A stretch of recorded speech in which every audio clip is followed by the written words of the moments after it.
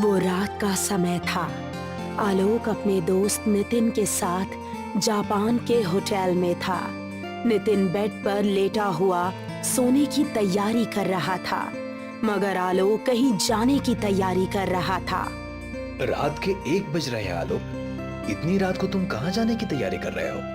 अरे यार, कल वैसे भी हम दोनों इंडिया वापस चले जाएंगे और पूरा 1 हफ्ता हम दोनों का बिजनेस ट्रिप में ही बीता है।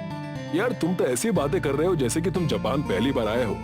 हम दोनों अपने बिजनेस के सिलसिले में जापान तो आते जाते रहते हैं। मुझे पता था तुम ऐसी बोरिंग बातें करोगे, इसीलिए मैंने तुम्हें अपने साथ चलने के लिए नहीं कहा। अगर मैं तुमसे कहता तो तुम इनकार कर देते। आधी रात का समय हो चुका है, सर्दी अपनी चरम सीमा पर है। मुझे क्या किसी पागल कुत्ते ने काटा है जो मैं इतनी रात को जापान की सूनी गलियों में भटकता फिरूंगा?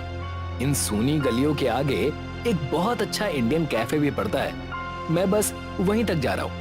मेरे दोस्त, ये हमारा देश नहीं है बल्कि पराया देश है। इतनी रात में इस पराये देश में अकेले घूमना क्या सही होगा? बोला ना यार, टेंशन मत ले, कुछ देर में वापस आ जाऊंगा। इतना कहकर आलोक अपने होटल से बाहर निकल आया। होटल के आसपास सन्नाटा पसरा हुआ था। दरअसल आलोक जिस होटल में ठहरा हुआ था, उस होटल के करीब 1 किलोमीटर दूर पर एक इंडियन कैफे था। आलोक को उस कैफे की कॉफी बहुत पसंद थी। आलोक और नितिन दोनों बिजनेस पार्टनर्स थे। वो अपने बिजनेस के सिलसिले में जापान आते जाते रहते थे। आज आलोक और नितिन का जापान में आखिरी दिन था और कल सुबह 9 बजे की फ्लाइट से वो दोनों इंडिया निकलने वाले थे। आलोक की नजर सड़क पर किसी टैक्सी की तलाश में थी कि तभी उसे एक टैक्सी वाला मिल गया। टैक्सी वाला भी इंडियन था। कहाँ जाना है साहब? यहाँ से 1 किलोमीटर दूर इंडियन कैफे नाम का एक कैफे पड़ता है, मुझे वहाँ तक जाना है। अच्छा ठीक है साहब, बैठ जाइए। वैसे भी मैं घर ही जा रहा था, अब वहाँ से होते हुए घर चला जाऊंगा। आलोक टैक्सी के अंदर बैठ गया। कुछ देर बाद टैक्सी वाले ने आलोक को उस इंडियन कैफे के सामने उतार दिया और आलोक की ओर बहुत गौर से देखता हुआ बोला, एक बात बोलूं साहब, बुरा तो नहीं मानेंगे? अरे भाई, तुम हमारे देश के हो और मैं अपने देश के लोगों की बातों का विदेश में खास तौर पर बुरा कभी नहीं मानता।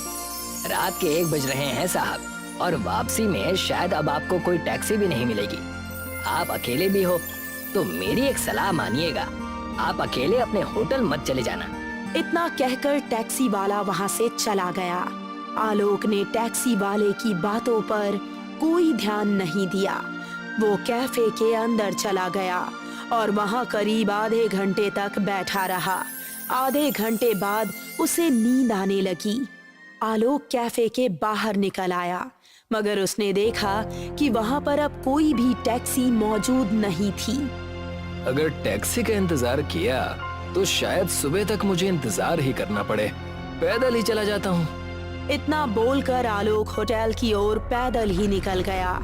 आलोक एक गली के पास पहुंचा ही था, आलोक ने देखा कि एक जापानी सुंदर लड़की गाउन पहने हुए वहां थी। उस लड़की ने अपने मुंह पर मास्क लगा रखा था। इतनी रात में उस लड़की को देखकर आलोक बुरी तरह से चौंक गया। वो धीरे धीरे कदमों से उस लड़की के पास चला गया। वो लड़की आलोक को बड़े रहस्यमयी अंदाज में देखने लगी। कौन हो तुम और यहाँ क्या कर रहे हो? अरे आपको तो बहुत अच्छी हिंदी भी आती है, मगर आप इंडियन तो है नहीं। मैं हर देश की भाषा बोल सकती हूँ। सच बताओ, क्या तुम मेरी मदद के इरादे से ही मेरे पास आए हो? अब आप जब पूछ रही हैं तो मैं आपसे झूठ नहीं बोलूंगा। मैंने आप जैसी सुंदर लड़की अपने जीवन में नहीं देखी। तुमने तो मेरा चेहरा भी नहीं देखा। मैंने तो अपने चेहरे पर मास्क लगा रखा है। आपकी आंखें बहुत कुछ बता रही हैं। यानी आपने आंखों से ही अंदाजा लगा लिया कि मैं कितनी सुंदर हो सकती हूँ। अगर मैं अपना मास्क चेहरे से हटा लूँ तो क्या आप मेरी सुंदरता की तारीफ करोगे? मुझे सुंदरता की तारीफ करना अपनी तारीफ सुनने से ज्यादा पसंद है। आलोक की बात सुनकर वो लड़की आलोक की ओर बहुत गौर से देखने लगी। अचानक उस लड़की ने अपना मास्क अपने मुंह से उतार दिया उस लड़की का भयानक चेहरा देखकर आलोक के गले से एक जोरदार चीख निकल गई। अगले दिन पुलिस को आलोक की लाश उसी गली के नुक्कड़ पर मिली। आलोक के दोस्त नितिन को अभी भी विश्वास नहीं हो रहा था कि उसका दोस्त अब इस दुनिया में नहीं रहा। कुछ सरकारी फॉर्मेलिटीज पूरी करके वो अपने दोस्त की लाश इंडिया ले आया। आलोक के परिवार वालों ने नम आंखों से आलोक का अंतिम संस्कार कर दिया। मगर इस घटना के 5 महीने बीतने के बाद भी आलोक के छोटे भाई राहुल को अपने भाई की मौत पर विश्वास नहीं हो रहा था। उसके दोनों दोस्त अंजू और अर्जुन राहुल को समझा समझा कर तंग आ चुके थे। अब बस भी कर यार राहुल, तेरे भाई की मौत एक हादसा थी। कब तक अपने भाई को याद करके रोता रहेगा? मेरा दिल नहीं मानता अर्जुन। भैया मुझे बहुत प्यार करते थे। जिस रात उनकी मौत हुई उसके दूसरे दिन भैया घर आने वाले थे। अब इन बातों से क्या फायदा है राहुल? मुझे ये सोच सोचकर गुस्सा आ रहा है कि भैया की लाश बड़ी भयानक अवस्था में जापान की गलियों में मिली और पुलिस ने कोई भी इंक्वायरी नहीं की। राहुल, जापान की पुलिस कोई नकारा नहीं है। अगर उन्होंने कोई इंक्वायरी नहीं की तो उसका भी कोई कारण हो सकता है। अरे तू अपने दिमाग पर इतना जोर मत डाल यार। मैंने फैसला कर लिया है, मैं कल जापान जाऊंगा। मैं अपने भाई की मौत का रहस्य स्वयं पता लगाऊंगा और जिसने भी मेरे भाई की हत्या की है उसे हथकड़ियां पहनवा कर ही रहूंगा। तुम पागल हो गए हो क्या? जापान हमारी कंट्री नहीं है। मुझे बस अपने भाई के हत्यारे को पकड़वाना है अंजू, और इसके लिए मैं कुछ भी करने को तैयार हूँ। ठीक है राहुल, लेकिन हम दोनों तुम्हें अकेले जाने नहीं देंगे। हम दोनों भी तुम्हारे साथ चलेंगे। अगले दिन राहुल अर्जुन और अंजू को लेकर पहली फ्लाइट पकड़कर जापान चला गया। जापान पहुंचकर राहुल ने रहने के लिए उसी होटल को चुना जिस होटल में उसका भाई आलोक रुका हुआ था। राहुल, हम जापान तो पहुंच गए, लेकिन जिस रूम में हम ठहरे हुए हैं उसी रूम में आलोक और नितिन ठहरे हुए थे। लेकिन अब आगे क्या करना है? तुम कैसे पता करोगे कि तुम्हारे भाई की रहस्यमयी परिस्थिति में मौत कैसे हुई? आज रात हम उसी जगह पर चलेंगे जहां मेरे भाई की डेड बॉडी मिली थी। मुझे पूरा यकीन है कि हमें कोई ना कोई सुराग जरूर मिलेगा। रात 8 बजे के बाद राहुल, अंजू और अर्जुन जापान की गलियों में टहलने लगे। राहुल जिस किसी भी व्यक्ति से 5 महीने पहले अपने भाई की हत्या के बारे में कुछ पूछताछ करता तो वो व्यक्ति डर की वजह से बगैर जवाब दिए ही वहां से चला जाता। उन सबको डरा हुआ देखकर अर्जुन को बहुत ही अजीब महसूस होने लगा। अर्जुन राहुल की ओर देखकर बोला, मेरी समझ में नहीं आता राहुल कि यहाँ के लोग तुम्हारे भाई की मौत के बारे में सुनकर डर क्यों जा रहे हैं। कोई भी जवाब देने को तैयार ही नहीं है। मुझे तो लगता है कुछ ना कुछ तो गड़बड़ है। मुझे भी ऐसा ही लगता है राहुल। मैंने यहाँ की पुलिस से भी तुम्हारे भाई के बारे में जानकारी ली, लेकिन वो भी कुछ बोलने को तैयार नहीं है। रात के अंधेरे में राहुल उस जगह को गौर से देखने लगा जहाँ पर उसके भाई की लाश 5 महीने पहले जापान पुलिस को बरामद हुई थी। मुझे लगता है कि हमें वापस इंडिया चलना चाहिए। तुम अपने भाई की मौत को भूल जाओ। मुझे समझ में नहीं आता कि आखिर यहाँ के लोग कुछ भी बोलने से डर क्यों रहे हैं। राहुल ने इतना बोला ही था कि तभी उन तीनों के कानों में एक बूढ़ी स्त्री की आवाज टकराई। तुम्हें यहाँ पर कोई कुछ नहीं बताएगा। अगर अपनी जान की सलामती चाहते हो तो अपने देश वापस लौट जाओ। उन तीनों ने देखा कि एक बूढ़ी जापानी औरत जिसकी उम्र लगभग 80 वर्ष के आसपास होगी, उन सबको अजीब सी नजरों से देख रही थी। आपको हिंदी भी आती है? हाँ, मुझे हिंदी आती है क्योंकि यहाँ पर बहुत से हिंदुस्तानी सैलानी घूमने के लिए आते रहते हैं। मैं अपनी जवानी में गाइड हुआ करती थी। 5 महीने पहले मेरे भाई की लाश इसी जगह पर मिली थी। मैं सब जानती हूँ।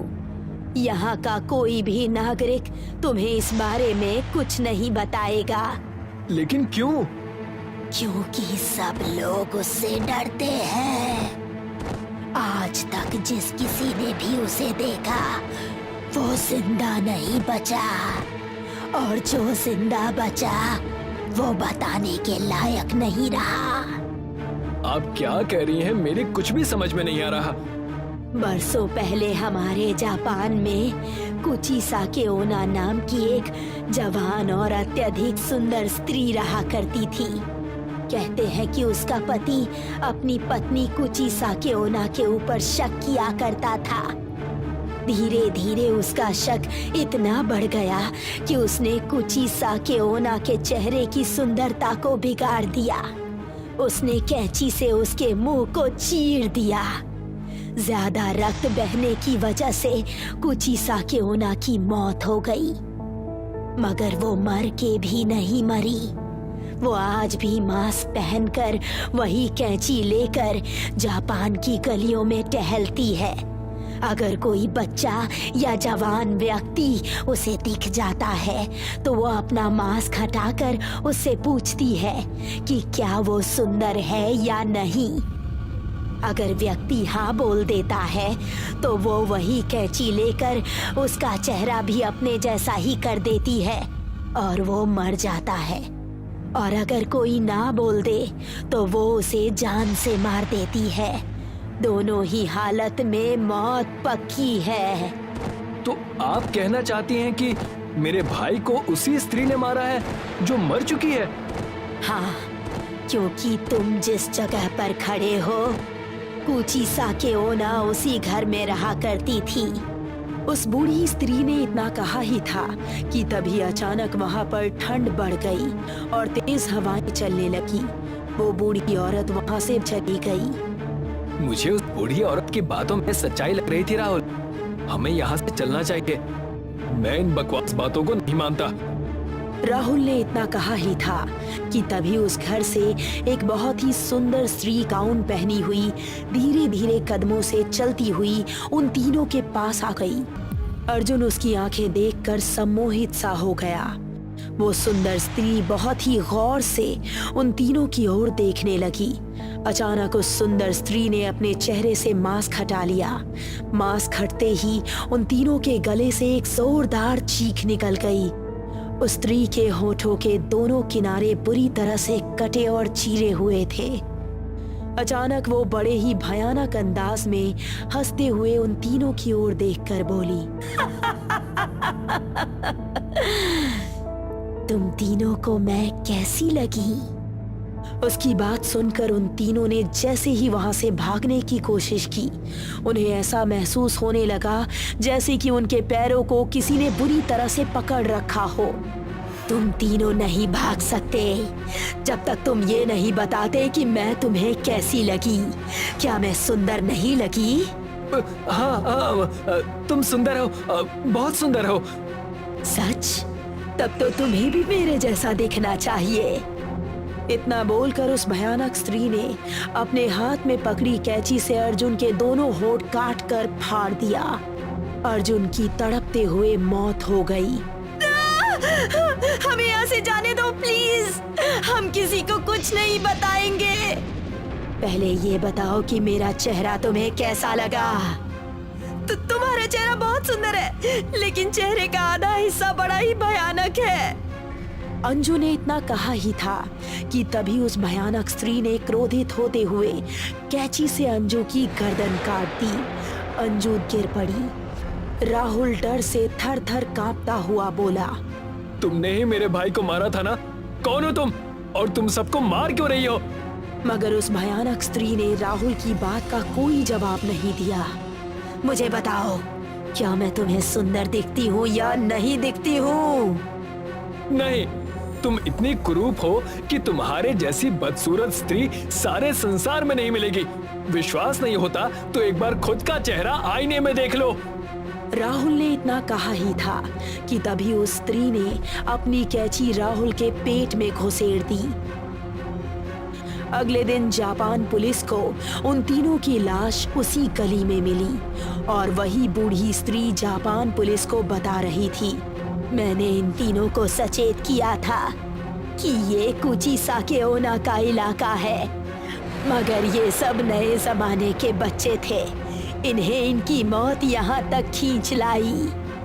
उन तीनों की लाश का पोस्टमार्टम करके उनकी लाश भी इंडिया भिजवा दी गई। कुचिसाके ओना का आज भी जापान की गलियों में भय कायम है।